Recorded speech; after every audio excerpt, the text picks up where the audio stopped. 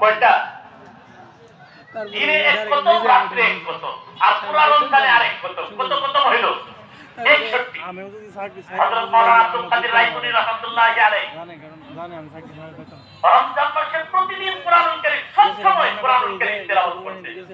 তাবলীগ জামাতের প্রতিষ্ঠাতা হযরত মাওলানা ইলিয়াস রাহমাতুল্লাহি আলাইহি উনার আম্মা বহিরা উনি কোরআনুল কারীম রমজানে তেলাওয়াত করতেন প্রতিদিন অর্থাৎ এক বছর ধরে আরো আমি রুমে গেছি রুম খুইলে জিনিসপত্র কিচ্ছু নাই সব লয়ে গেছে এই ফুলাই রে হঠাৎ করে গেল বেশি করতে পারে কে কত বেশি কোরআনুল কারীম তেলাওয়াত করতে পারে এই প্রতিযোগিতা ছিল না কিন্তু ইদানিং কালে বন্ধ হয়ে গেছে কোরআনের সাথে আমাদের সম্পর্ক আমাদের ছেলে মেয়েদেরকে কোরআন শিক্ষা দিতে হবে নিজেরা কোরআন পড়তে হবে এটা হচ্ছে রমজানের আসল একটা মুখ্য উদ্দেশ্য আমরা কোরআন শিখব তো ইনশাআল্লাহ কোরআনের হক আছে এক নাম্বার হক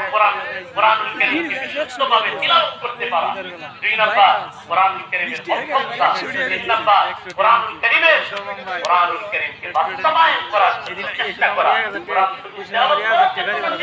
ঈদের পরে আমার মেয়ে সময় 1000 টাকা গাড়ি ভাড়া করছে জানেন পরে আমি গেছি যে জায়গায় 100 টাকা গাড়ি ভাড়া লাগে এই জায়গায় নিচে 300 টাকা জন্য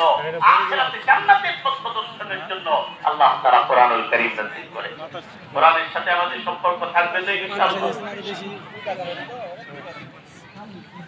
রমজানের শিক্ষা রমজান সুবহানাল্লাহ রমজানের পুরস্কার আল্লাহ কি দিবেন আল্লাহ তাআলা বলেন হাদিসে কুদসি আল্লাহু তাআলা ইল্লা সাওম